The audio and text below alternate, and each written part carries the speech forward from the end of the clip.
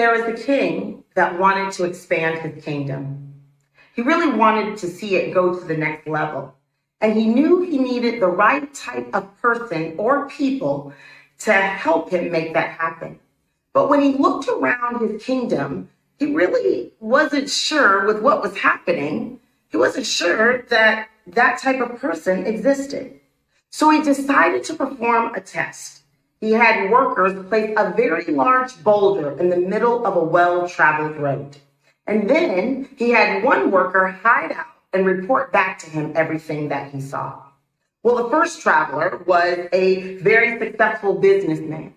And this businessman tried to get past the boulder. He went to the left and he went to the right. And when he saw he wasn't getting past that boulder, he went on a massive rant about how his tax dollars weren't going to good use and the king was going to hear from him. And then he stormed off and he went back the way that he came.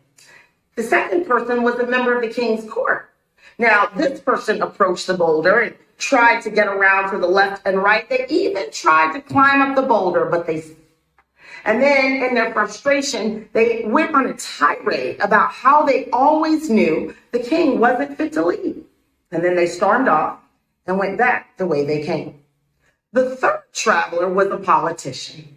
And this politician tried to get around the boulder like everyone else. And when they saw they weren't moving and getting past that boulder, they pulled out pen and paper and they wrote a scathing speech about how boulders in the middle of roads would destroy a kingdom. And then he announced his candidacy. And then he stormed off and he went back the way that he came.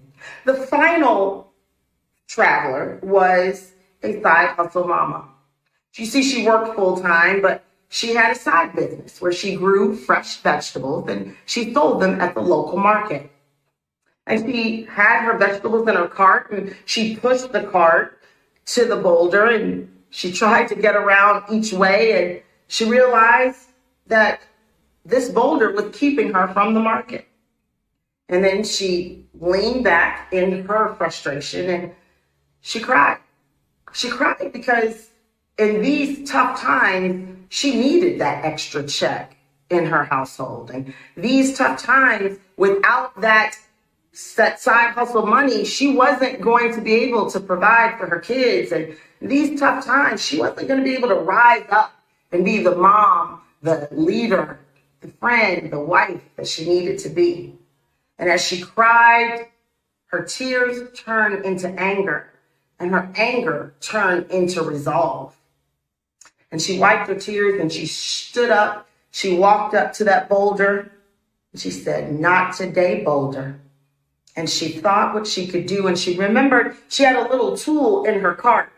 And she put the tool into the side of the boulder, underneath the boulder, and she wiggled it. And she thought she felt the boulder move a little bit. This time she decided to put her back into it. And so she pushed it and she wiggled it again. And then after a time, she kept doing it over and over. She was able to move the boulder just enough for her and her cart to squeak by. And as she's happily pushing her cart around this big, big boulder, she sees a velvet bag in the middle of the road. And so she goes over and she picks up the bag and she opens it, and it's the fortune of gold coins in it and a note from the king. And it said, "You are exactly the type of person I need to help me level up this kingdom. Please come to the palace immediately." This side hustle mama found her greatest opportunity in her greatest obstacle. My name is Tiffaney Malott, and I've been known as a keynote speaker. I'm a veteran network marketer. I've become a millionaire thanks to this incredible profession. But today, I'm just your friend. And today, I'm not going to keynote you or coach you or train you or even speak to you. I'm just going to have a conversation with you. And the conversation today is the obstacle is the opportunity. And I think it's fitting to talk about obstacles and opportunities in this time that we've been in. We've all endured in the past year, pandemic, protest, and politics, and we all have endured uncertainty. And if you're here, that means you've overcome. And the reason why I want to have this conversation with you is that our job is just beginning. Overcoming these obstacles and turning them into opportunities is no longer just for us. As leaders in this profession, we now have to help others. And so I'm going to speak to you as leaders in your profession, as leaders in your organization, as leaders in your home and in your life. I'm going to speak to you as a leader, and I'm going to talk about the importance of us turning obstacles into opportunities, not just for ourselves, but how we can help others do the exact same thing. Let's talk about what an obstacle is. A simple definition is anything that impedes progress. And that's why we don't like them, because we are on our way and an obstacle just stops everything, slows the momentum, stops it right in its tracks. When I ask my clients what the word obstacle means to them, they actually say that it makes them feel drained, or some of them it feels they get depressed or tired, or they feel knots in their stomach, or they feel tension in their shoulders. No matter how you feel when you think about the word obstacle, probably doesn't make you feel energized. But let's talk about the word opportunity. Well, it's interesting. The origin of the word opportunity is Latin, and it means ob, going forward, and then ported, towards the harbor. And so basically, it was an old seaman's term that meant we're going in the direction they wanted to go into, and that was to the harbor. So opportunity for most of us means something good is about to happen. There's possibility. And how does the word opportunity make you feel? Well, if you're like my clients, and me too, I get all excited. We get giddy, we get charged up, we get energized. We're ready to make this thing happen.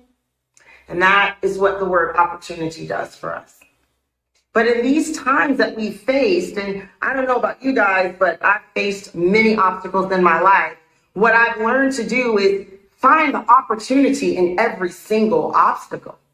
And the reason why I've had success is because I learned how to help others do the exact same thing.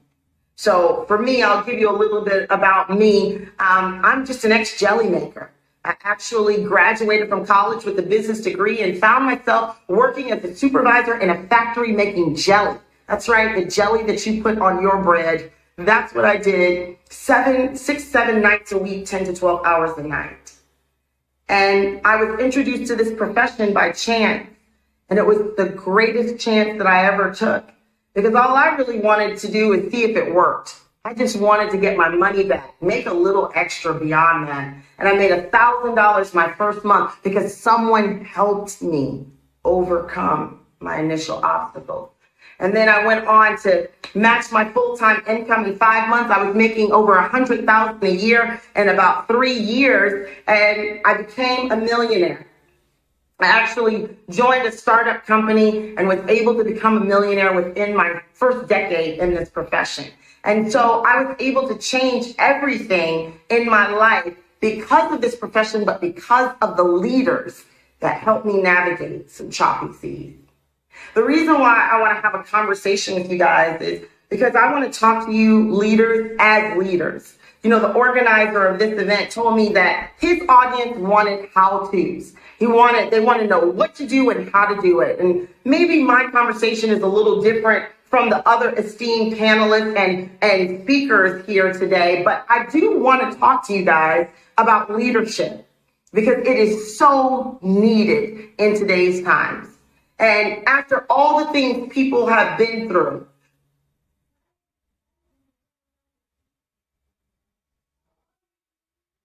when people are joining our opportunity, when they're joining our profession, yes, they need to make money, but they need someone to be a lighthouse. They need someone to be able to show them that that opportunity is still there no matter the obstacles they face. I take this very seriously because it was this profession that helped me become a leader. It was this profession that helped me lead others to become the very best that they have ever been. And let's talk about that word leadership. You know, John C. Maxwell, you said that leadership is influence, nothing more and nothing less. And I think that was accurate at the time that he said it. But in today's times, influence means something different. So I have a new definition that I love about leadership. And leadership is helping someone go from where they are to where they've never been. And that's exactly what great leaders and mentors did for me. They took me from where I was, just a jelly maker trapped on third shift in a factory, thinking that's the best it could be for me. And they helped me overcome obstacles and take a home-based business opportunity and turn it into an opportunity of a lifetime, where I was able to be the #1 income earner in my company for 7 straight years. I was able to earn 8 figures in this profession, but best yet, I was able to help over 100 people earn $100,000 to over $1 million a year from home all around the world. But I don't say that to impress you. I say it to impress upon you. I was able to do that because someone did that for me. And so here is the what. We've got to turn obstacles into opportunities. Here is the why. In these uncertain times, leaders must rise up. And in this profession, we aren't here just to make some money. We are here to have an impact and change people's lives. And here is the how. I'm going to give you some simple steps that I've learned that helps me lead others and breathe life into people who didn't think there was any left. And so here are the steps that I have for you. The first step to being able to lead people and help them overcome their obstacles and turn them into opportunities is to see these people as humans and not as volume or commission checks. See them as human beings, not just names on a genealogy, numbers to your check, or people that just provide you with volume to have the life that you want. I know in technology, a lot of us are moving very quickly. We're introducing people at warp speed, and conversations kind of slow that down. I will ask that we actually slow down and speed up, that we let our high tech lead to some high touch. And those people who are worthy of your time, because you are very busy and your time is valuable, just see them as a human being. See them as a human being and not just a commission check, not just volume to help you get to your next rank, but see them as somebody who needs your leadership. That's why they're there. So that's the first step. See them as a human. I don't think it's hard. I used to make jelly for a living, so I don't do anything that's too tough. The second thing I want you to do is to actually give a damn, to actually care. You know, I had a conversation with a friend about how it just seems like a lot of people just really don't care. And I challenge you to see them as human beings, not just as volume. I challenge you to see these people as wives and mothers and fathers and friends and coworkers and neighbors. I challenge you to give a damn and to realize that little bit of time that you invest, and it's an investment. You didn't spend the time, you invested the time. It's going to be a return, and not just a return with your rank, but a return on your investment in the legacy that you leave, the ripple effect that you create, the life that you change. So the first thing I want you to do is see them as a human. The second thing is I want you to give a damn. The third thing I want you to do is be patient and listen. Take a few minutes, and I do mean a few, because I had a really great mentor who would allow me some time with him. He would allow me 5 minutes to vent and get it off my chest. And boy, would I let it go. And in exactly 5 minutes, he would say, okay, you've had your chance to vent. Now, what are you going to do about it? And that was the greatest thing for me, the greatest lesson, to allow me some time to listen to what I had to say and then help me solve my own problem. And that is the next step, is I want you to ask great questions so you can help them get themselves great answers. You know, he never told me what to do. He always asked me questions, and he guided me through these questions to help me become the leader that solved my own problems. And you know what ended up happening? Because of that leadership, I was able to solve problems without him, which meant his legacy continued to 7 countries around the world. And so what I need you guys to understand is you're going to have to spend a little time Be patient, listen a little bit, and then ask great questions so they can come up with their own great answers. And then the final thing I want you to do is I want you to make it a teachable moment. Give them an assignment. Ask them to reflect, but make it a teachable moment so that time wasn't spent, that time was invested. And every great leader I had, and I'm so fortunate to have had a lot of them, they made everything I went through, every obstacle, they turned it into an opportunity to teach me something that I still live and lead with today. So those are the steps on how to lead. Just take a little time, see them as more than just volume and commission, and then ask great questions. Be patient, listen, ask great questions because you give a damn about them, about the people they're going to affect, and then about the legacy that you're going to leave. I think this conversation is so very important right now in these uncertain, unprecedented times. Things are changing so fast all around us, and we're all in this together. And it is a time for people to rise up to the occasion. And I will say that I believe our profession is equipped to do it. You see, we all remember the agricultural age where everything was around farming.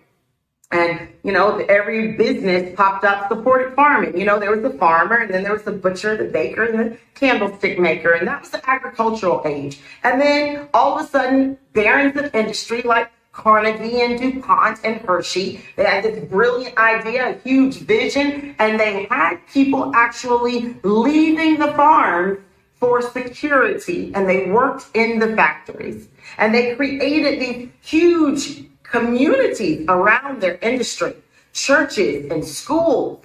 The kids in school went to school when the bell rang. They ate when the bell rang. They went home with the bell rang. When the bell rang. Why? Because that's exactly what their parents did at the factory. I was a product of the industrial age. My father worked in factories more than half his life, and I went into a factory as well, making jelly as a supervisor on third shift. That industrial age went on for a very long time, and then right before our eyes came the information age. And the information age changed everything. All of a sudden, we had everything we needed to know in the palm of our hand or right at our fingertips or our thumbs. We could get information from anywhere, anytime, on anything. But people are still paralyzed. People are still fearful. Information everywhere. And people are still divided. And I believe that people don't just need information. I think that is ushering in the next age. And that is the age that we as network marketing professionals are equipped for. And that is the inspiration age. Now, in these unprecedented, uncertain times, people need inspiration. And I don't mean a rah-rah speech or a YouTube video. I mean somebody who gives a damn, somebody who will look them in the eye, someone who will take some time and listen, and someone who will help them navigate these uncharted waters and turn their obstacles into their opportunities. That's what we need now, and leaders can do that. And no industry, in my opinion, is equipped better than this industry, this profession, the network marketing direct selling profession, because we earn while we learn and we lead people and change lives. We do well while doing good, and we can do it all over the world. And so I'm letting you know right now, leaders, because it doesn't matter the size of your organization. It matters the size of your heart and the size of your desire. You are a leader, and it is time to rise up. Rise up, stand up, and step up. Step into your place as a leader. Step into your place as a dealer of hope. Step into your place in the inspiration age, because no industry is better equipped than this one, and you are a part of it. Now, I can already hear someone saying, well, you don't really know me. I'm not a leader. I don't have that rank yet. I'm not making that much money yet, but I can tell you rank and income doesn't make you a great leader. You deciding to be a great leader and caring about people enough to lead them. That's all we need. And I also want to remind you that he never called the equipped. He equipped the called. And I know you think you chose your opportunity. I know you think you chose your company because of the culture and the products and the compensation plan. But you were called to something bigger, something better, something greater. And it is now. It is this time, this season, this moment in our history of our world that we rise up, that we step up. And as I stand here, wherever you are, I hope you stand up. I hope you get out of your chair and you accept this call to step into the age that is going to inspire. Step into the age that is going to change lives. Step into the age that is going to help people navigate these choppy seas and uncharted waters. I hope you step up, stand up, and step into the inspiration with me and change people's lives by helping them turn their obstacles into their opportunities. It has been a pleasure, and I am honored to have taken this time and share with each and every one of you. And with that, I will say, have an incredible event and a very prosperous year.